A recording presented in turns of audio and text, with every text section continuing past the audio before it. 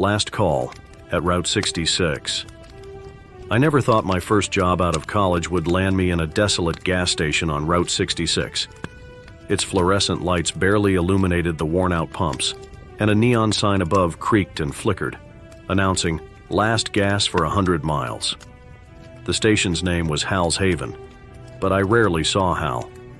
An old man with a perpetually sunburned face and calloused hands. He owned the place and would show up just long enough to ensure things were running smoothly. He'd always warn me, "Keep your eyes open, kid. It ain't just cars that stop here."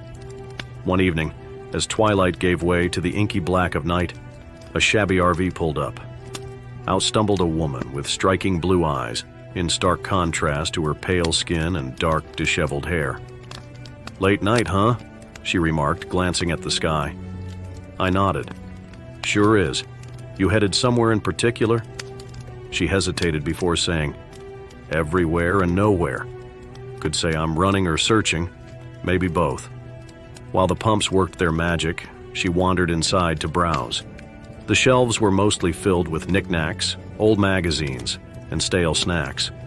From the corner of my eye, I noticed her slip something into her pocket. Figuring I'd confront her when she came to pay, I was taken aback when she placed the very item, a small, vintage music box, on the counter. "Why are you buying this?"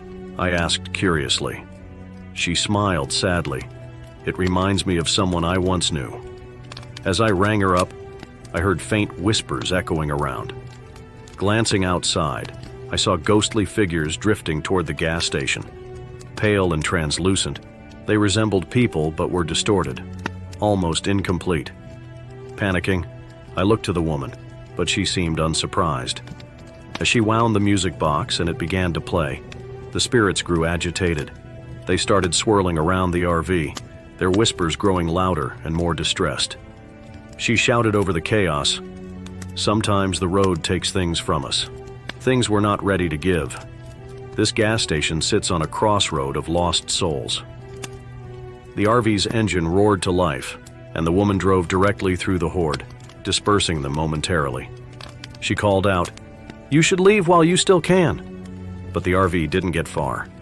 The spirits regrouped and descended upon it, causing the vehicle to stall and jerk uncontrollably.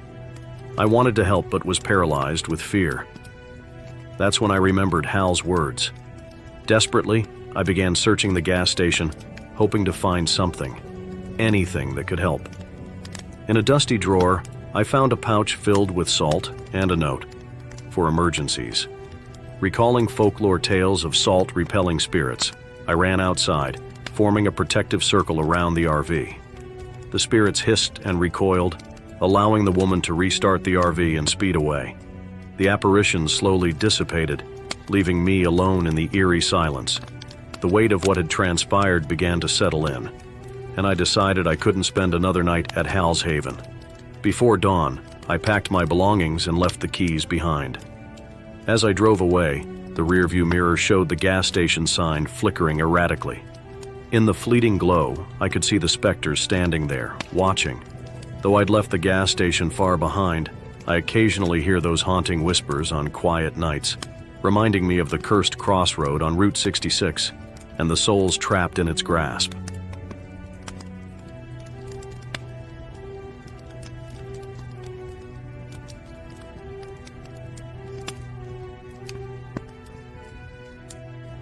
Midnight at the Marrow Station. Driving at night has always had a therapeutic effect on me, the rhythm of wheels on asphalt like a lullaby. But one night, my late journey led me to a pit stop I would never forget. The highway was a lonely stretch, no signs of life for miles. My gas tank dangerously hovered on empty. That's when I spotted it, a lone gas station, seemingly emerging from the dark void. The sign read, "Marrow Station, fill up on fears." Assuming it was some tacky Halloween gimmick, I pulled in, eager to refuel and continue my journey. The lights of the station were dim, casting eerie shadows on the cracked pavement. As I began to fill my tank, I noticed something odd. The fuel price was displayed not in dollars, but in memories. Ridiculous, I thought, shrugging it off. But when I tried inserting my credit card, the machine flashed, "Memories accepted only." Feeling unsettled but desperately needing fuel, I entered the gas station store, hoping to find an attendant. Inside, the store was dimly lit, with outdated products lined up on dusty shelves. At the counter, an old woman sat, her eyes clouded and gray. She looked up, her lips curling into a tight smile. "You wish to pay?" "Yeah, the pump isn't accepting my card. Do you take cash?" She chuckled softly. "No, dear. As the sign says, we take memories." Confused and irritated, I quipped, "How exactly does one pay with a memory?" She pointed to a strange-looking device on the counter. "Place your hand here, and it will extract a memory as payment." This was absurd, but curiosity got the better of me. I placed my hand on the device. Instantly, I was flooded with a childhood memory of my dog Max, who had died when I was 10. I felt the joy of playing fetch with him, the comfort of his presence, and the heartbreak of his loss. Then just as suddenly, the memory faded. I could no longer remember Max's face or the sound of his bark. The old woman nodded. "Your tank is full. Safe travels." Distraught over the loss of my cherished memory, I hastily left the station. As I drove away, the gas station lights faded, and soon it was as if it had never existed. The next day, filled with regret, I retraced my steps, wanting to confront the old woman. But where the Marrow station once stood, there was only an empty lot. Weeks turned into months, and slowly, I came to terms with the loss. Life continued, but I made it a rule never to drive on that highway at night. However, one evening, circumstances forced me onto that familiar road. As midnight approached, I once again found my gas tank nearing empty. I promised myself I would not stop, no matter what. But as the clock struck 12, my car sputtered and came to a halt right beside the Marrow station, the sign eerily welcoming. "Back for more, are we?" Terrified, I tried starting my car, but it wouldn't budge.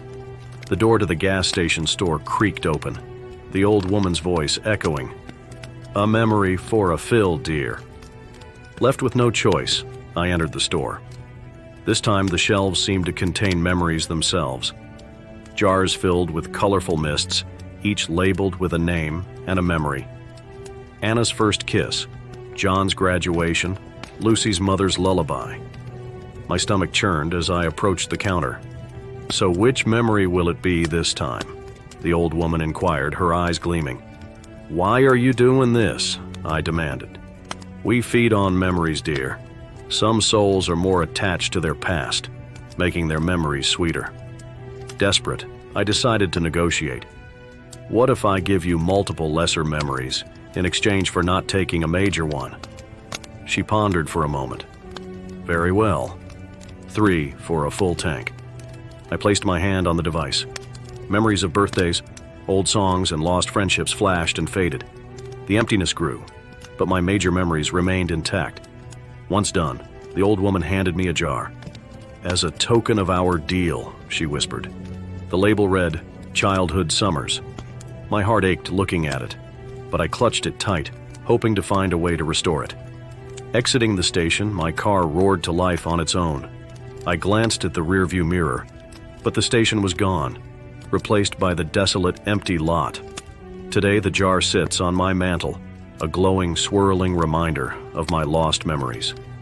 Some nights, I swear I hear distant laughter, the splash of a pool, the chimney of an ice cream truck, all beckoning me to return to the Marrow Station.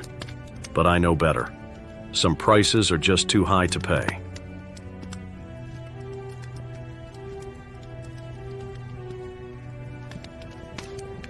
Echoes from Pump 3. The dim flicker of the overhead lights at Benson's gas station did little to dispel the encroaching darkness.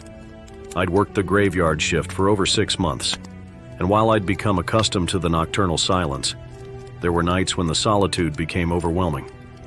One such night, as I absent-mindedly scanned the empty highway for potential customers, a rusted old truck pulled into the station. Its engine gurgled like a guttural cough as it settled by pump number 3. A tall, lanky man stepped out. He looked weathered, as if he'd seen many hard years. Dressed in faded overalls, he started filling up his truck without a word. I went back to my book when a sharp tap on the window startled me. It was him, pressing an old photograph against the glass. In it, I could see a young woman, her features vaguely familiar, with a hint of sadness in her eyes.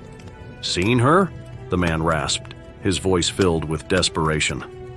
"No, sir," I replied, studying the picture closely. "Should I have?" He nodded slowly. "She's my daughter. Been missing for 2 decades.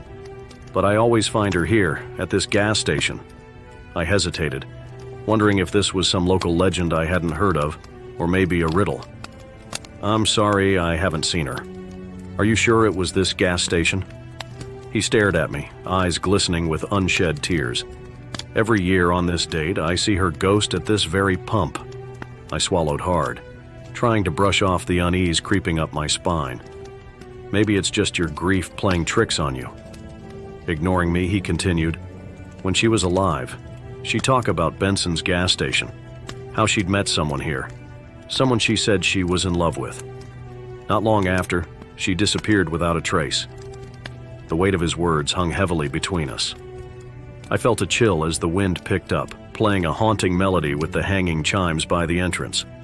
The man finished fueling up, paid, and left, leaving me with a growing sense of unease. Hours passed, but I couldn't shake the man's words from my mind. The gas station was quiet, the world outside bathed in a sea of darkness. Suddenly, a soft humming broke the silence. The source seemed to be from pump number 3. Curious and a bit apprehensive, I ventured out, flashlight in hand. The pump was as I had left it, empty. The humming grew louder, morphing into a melancholic tune. A shiver raced down my spine, and I felt an icy grip on my arm. Whirling around, I saw her. The young woman from the photograph, her eyes empty, echoing an eternal sadness. Panicking, I backed away, stumbling over a loose pipe. As I scrambled to get up, she glided closer. Her voice was a soft whisper. "Help me." I bolted inside, locking the door behind me. Gasping for breath, I tried to calm my racing heart. Maybe it was fatigue, or perhaps my mind was playing tricks, influenced by the old man's story. As dawn approached, my fears subsided, and I reasoned that it was just an overactive imagination. However, the next night, the haunting melody returned. The ghostly figure stood by pump number 3, beckoning me. Days turned into weeks. Each night, she would appear, pleading for help. Desperate for answers, I started researching the history of Benson's gas station. The archives revealed a shocking truth. 20 years ago, a young woman had gone missing after frequent visits to the gas station. Witnesses claimed she'd been seeing a man, a regular at the station. Soon after her disappearance, the man was gone too. Piecing together the information, I reached a harrowing conclusion. The man she'd been seeing was none other than the previous night shift worker at the gas station. With newfound determination, I decided to confront the apparition. That night, as she made her appearance, I approached her. "Who hurt you?" I asked gently. Her translucent form seemed to shimmer, and the haunting sadness in her eyes intensified. She pointed towards the storage shed at the back of the gas station. Armed with my flashlight and a crowbar, I approached the shed. The door creaked open to reveal old equipment, tools, and fuel containers. As I moved things around, I stumbled upon a trapdoor. Heart pounding, I opened it to reveal a ladder leading to a dimly lit underground room. The room was cold, the walls lined with photographs. In each one, the young woman looked terrified. At the far end of the room was a makeshift bed, chains, and shackles. It was a prison, a torture chamber. Horrified, I rushed to the local authorities. Investigations revealed the remains of the young woman and traces of the night shift worker. He had kept her captive, tormenting her, before eventually killing her. The gas station was temporarily closed down. When it reopened, the new management held a memorial for the young woman. The haunting ceased. No longer did the melancholic tune echo through the night, but the memories stayed with me, I quit the job soon after, yet every time I pass by a gas station, especially at night,